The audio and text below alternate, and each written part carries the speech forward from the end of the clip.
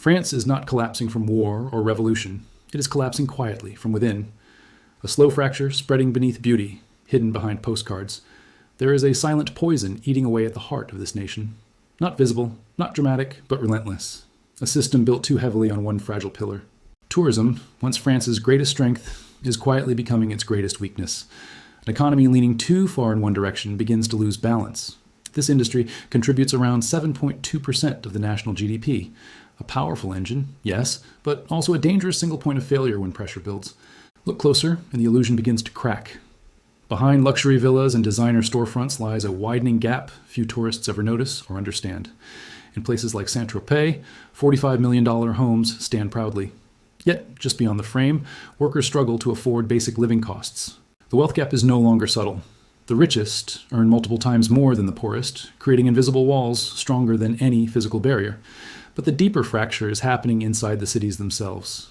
A transformation so quiet, many don't realize it's already too late. Platforms like Airbnb have accelerated this shift. Homes are no longer homes. They are temporary assets optimized for short-term profit. Entire neighborhoods are being hollowed out, families replaced by visitors, communities replaced by transactions, life replaced by turnover. This is the vampire effect. Cities losing their lifeblood, drained slowly as permanent residents are pushed further and further away. In central districts of Paris, vacancy rates are rising beyond 10%, not because there is no demand, but because reality no longer matches affordability. What replaces local bakeries and pharmacies? Luxury boutiques and automated check-in cafes designed for people who will never stay long enough to belong. At night, these districts fall silent. No children, no conversations, no life.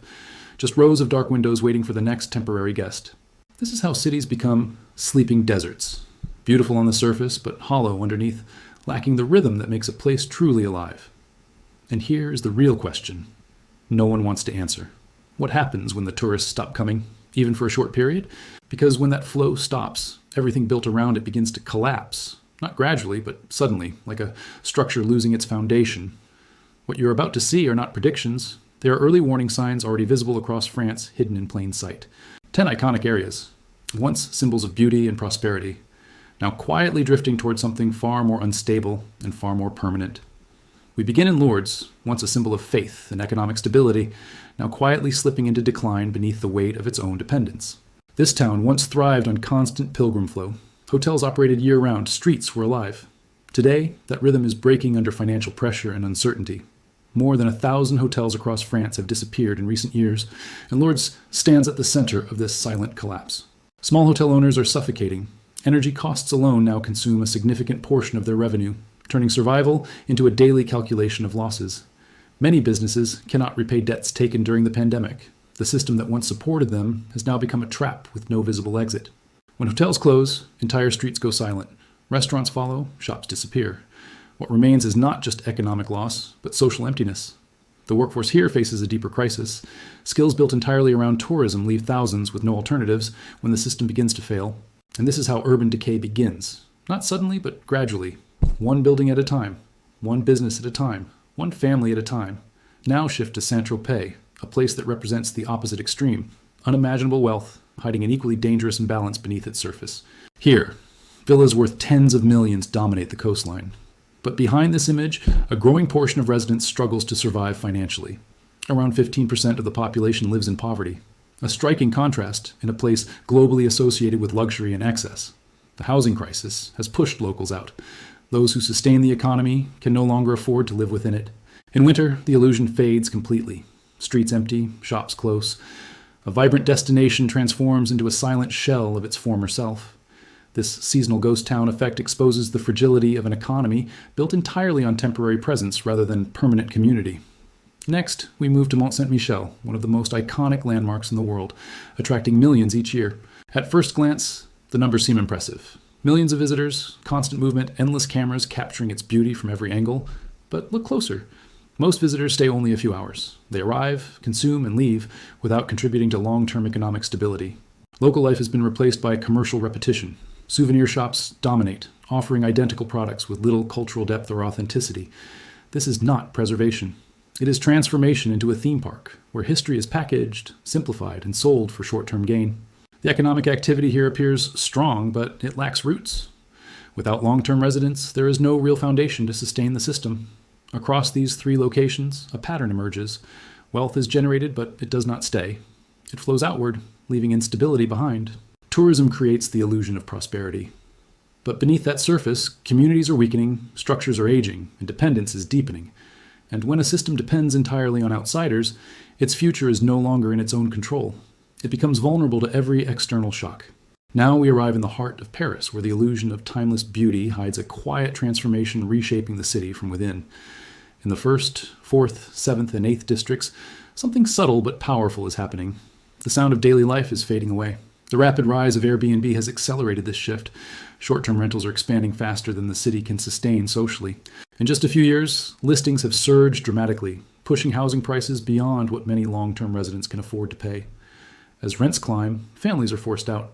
What replaces them are temporary visitors, staying for days, never forming roots in the community. Local businesses are disappearing alongside them. Bakeries, pharmacies, and small grocery stores are quietly replaced by tourist-focused services and luxury boutiques.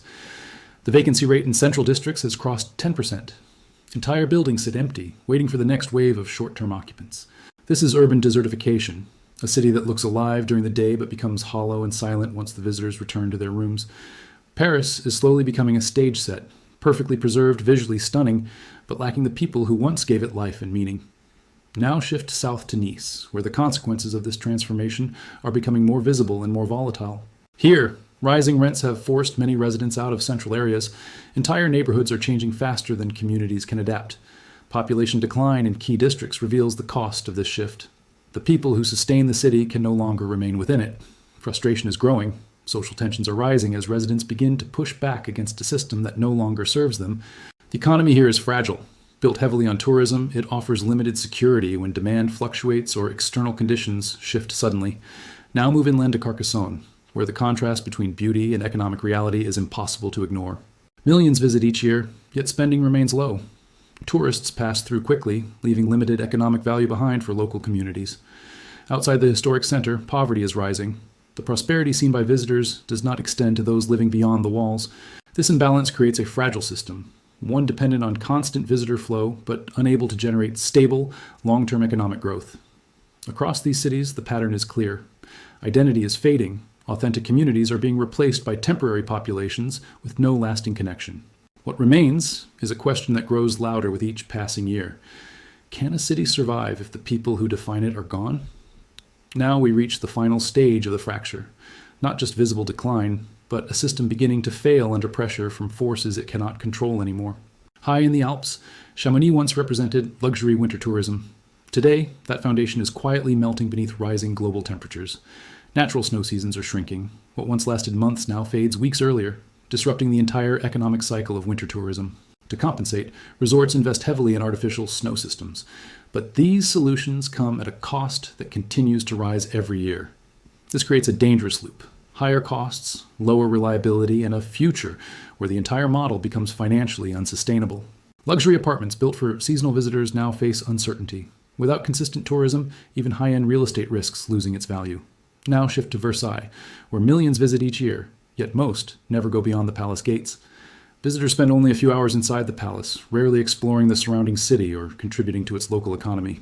This creates a fragile imbalance, a world-famous attraction surrounded by a local economy that struggles to benefit from its global fame. Behind the historic beauty, cracks begin to form. Maintenance costs rise while local revenues fail to keep pace with growing financial demands. If tourism declines, the surrounding city risks slipping into neglect, creating a sharp contrast between preserved history and declining reality. Now we cross the sea to Corsica, where dependence on tourism reaches one of the highest levels in the country. Here, tourism accounts for nearly 1/3 of the economy. A powerful driver, but also a major vulnerability when conditions shift unexpectedly. Transportation costs tied to fuel prices make the island highly sensitive to global energy fluctuations and economic instability. If visitor numbers drop, the impact is immediate. Jobs disappear, businesses close, and entire coastal areas risk falling into abandonment. But the fracture does not end there. In rural regions like Provence, a quieter collapse is already underway. Villages once filled with life are turning into seasonal destinations. Second homes dominate, leaving communities empty for most of the year. The population is aging rapidly. Younger generations leave in search of opportunity, leaving behind a fragile and shrinking social structure. Without permanent residents, essential services begin to disappear. Schools close, medical access declines. Daily life becomes increasingly difficult. These places begin to resemble museums rather than living communities, preserved visually but lacking the human presence that gives them meaning. Across all these regions, one truth becomes unavoidable. The system was never built for resilience, only for growth fueled by constant external demand.